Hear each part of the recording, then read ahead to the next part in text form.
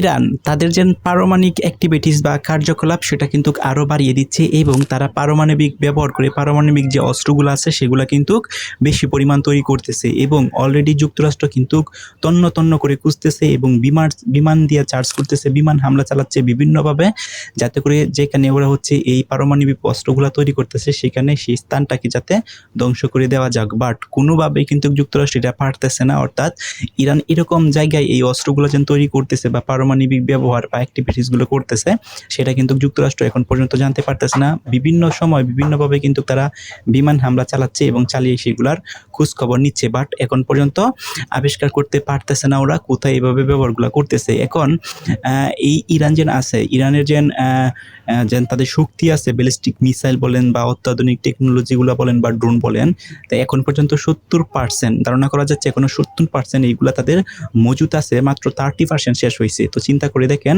এতদিন যুদ্ধ হওয়ার পর এত ব্যালিস্টিক মিসাইল, এত ড্রোন নিক্ষেপ করার পরেও এখনো নাকি 70% এই যে তাদের অস্ত্র সেগুলো মজুত আছে এবং তাদের যে অস্ত্র মেকিং প্রক্রিয়া সেটা কিন্তু অলরেডি চলমান আছে। অর্থাৎ প্রতিদিনই 400-এর উপরে ড্রোন তৈরি করতেছে এবং ব্যালিস্টিক মিসাইল তৈরি করার জন্য তাদের যে প্রতিদিনের কার্যকলাপ বা অ্যাক্টিভিটিস সেটা কিন্তু ইরান চালিয়ে যাচ্ছে। তো ইরানের উপরে যে হামলা করতেছে যুক্তরাষ্ট্র, হামলা করার পরেও কিন্তু তাদের যে এই যে অস্ত্রগুলা বানানোর যে টেকনিক বা কারখানা বা যেখানে তৈরি করতেছে সেটা কিন্তু 1 মিনিটের জন্য কিন্তু বন্ধ না, যুদ্ধটিকে কন্টিনিউ করতেছে ইরান। বাট তাদের যে এই কারখানাগুলো আছে সেখানে কিন্তু তাদের যে অ্যাক্টিভিটিসগুলো আছে এই অস্ত্র তৈরি করার সেগুলো কিন্তু করেই যাচ্ছে। এইটার কারণে কিন্তু এখন পর্যন্ত 70% তাদের কাছে যে টেকনিকগুলো আছে, তাদের যে অত্যাধুনিক যে অস্ত্রগুলো আছে সেগুলো কিন্তু তাদের কাছে মজুত আছে এবং যুক্তরাষ্ট্র কিন্তু চাচ্ছে সেগুলোকে খোঁজ করার জন্য এবং প্রচুর পরিমাণ গোয়েন্দার তথ্যের ভিত্তিতে এবং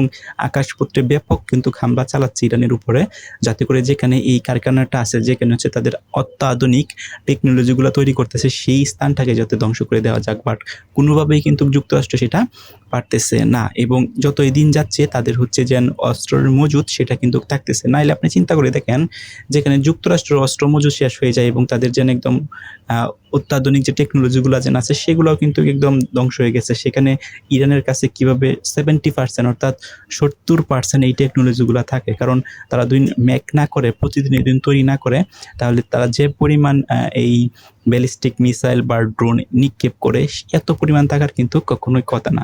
এখন এইগুলা যেন মজুত হওয়ার পিছনে একটা কারণ হচ্ছে তারা প্রতিনিয়তই যেন এগুলো তৈরি করতেছে এবং যেগুলা হচ্ছে নিক্ষেপ করতেছে, যেগুলা তাদের ধ্বংস হয়ে যাচ্ছে, অন্যদিকে যাতে এগুলা যেন তৈরি করতেছে, এটার কারণে কিন্তু তাদের মজুত কিন্তু আরও বেড়ে যায় এবং যুদ্ধবিরতি কিন্তু হয় কয়েকদিন পর কিন্তু কিছুদিনের জন্য যুদ্ধবিরতি হয়, তখন কিন্তু তাদের যে ব্যালিস্টিক মিসাইল বলেন, ড্রোন বলেন এবং আদার যে টেকনোলজিগুলো আছে সেগুলো কিন্তু তাদের ধ্বংস হয় না এবং যেহেতু একাধারে সেগুলো মেক করা হইতেছে বা তৈরি করা হইতেছে, পরবর্তীতে সেগুলো একত্র হয়ে এখন শোনা যাচ্ছে 70% বা 70% যেন এরকম তাদের ইকুইপমেন্টগুলো আছে সেগুলো অলরেডি তাদের কাছে মজুত আছে এবং যুক্তরাষ্ট্র কিন্তু এইগুলাকে ধ্বংস করার জন্য প্রচুর তাদের যেন সর্বোচ্চটুকু দিয়ে কিন্তু চেষ্টা করতেছে।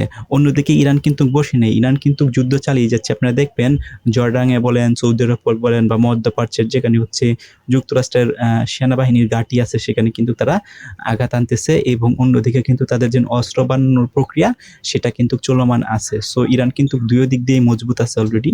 এভাবে যতই দিন যাবে ইরান কিন্তু আরো শক্তিশালী হবে, কারণ তাদের পারমাণবিক অস্ত্র তৈরি করতেছে, যুদ্ধ চলে যেতেছে।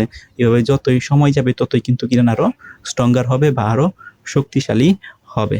সো আপনাদের মতামত কি? আপনাদের মতামতটা কমেন্ট করে জানান।